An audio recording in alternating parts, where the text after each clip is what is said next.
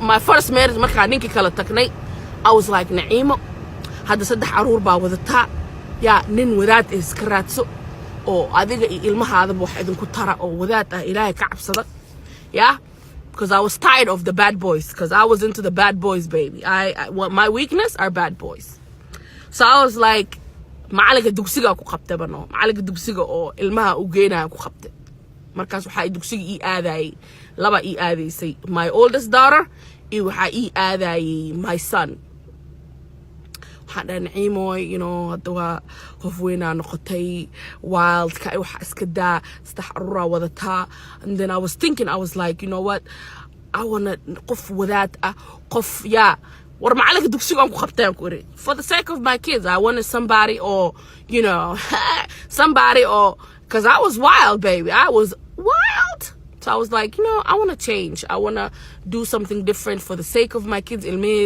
like I wanted macalinka dugsiga aan ku qabtay oo masaajidka joogayaan abku si hay macalin wasab marka aniga I'm straightforward even my shukasi is raw baby is very raw macalinki waxashana u yaabay and he liked it he liked that raw straight up like what's up you know I started shaking on the phone you know it was cool it was different it wasn't my cup of tea but it was okay again I wanted to change of scenery I didn't want the bad boys anyways macalinka dugsiga wuxuu yiri jalaabib baan ku gelinaa indhaha baan ku xiraa niqaab baan ku xiraa inaan ku guursado shukaas la maroya wuxuu yiri hadaan ku guursado indhaha baan ku xiraayo hay baan sorry ladies sorry god meeshaan waxaan gal Ilaahay iska ogyahay marka xal yiri jalaabib baan ku gelinaa wadaadu ah yuu jalaabib baan ku gelinaa indhaha baan ku xiraayo yeah I was like okay so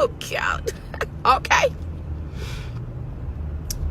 first time we met face to face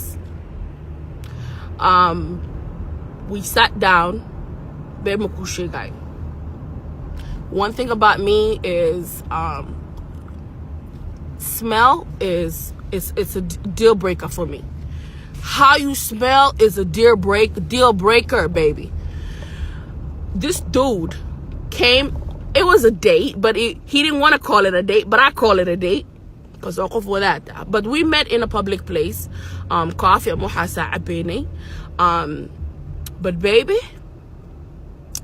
he came to I think was so national shogo had the makeup irba da isku soo siyo lipstick irba da isku soo siyo hade my Chanel and isku soo siyo yeah Abuelo came on the date this is when I noticed this guy is really off my league he came to the date smelling like hulbo I'm not kidding hulbo iyo malmal iyo waxa umarsanaa wadaadki I was like oh no baby I can't do this I want to sacrifice for my kids but I said I cannot do no hulbo and and he smelled like garlic and ginger I was like why do you smell like garlic and ginger hadda toonta waa daawad suwaxdi markaan soo kaco xabad sowda iyo toon shiidan ban qab ka siya yeah I was like wow really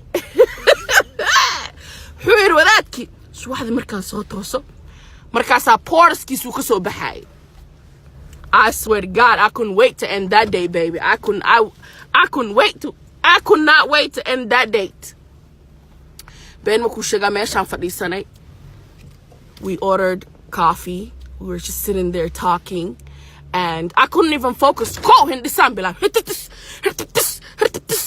wuxuu jecel yahay baquur wuxuu soo marsaday baquur yar dhac isku soo siiyay toontii iyo xabad soodhadii oo suwaxdii cuno porskiisa ka soo baxayay it literally because if you eat it every day it becomes your sweat you understand wuxuu suwaxdii markaan soo tooso toon iyo qaada xabad soodha baan dib isku siyaa waa daawo mudaawaad weeye ya daawadaas baan aniga ya aan dhab isku siyaa ya I was like I don't think this is gonna work you understand I wanted to sacrifice for my kids but I was like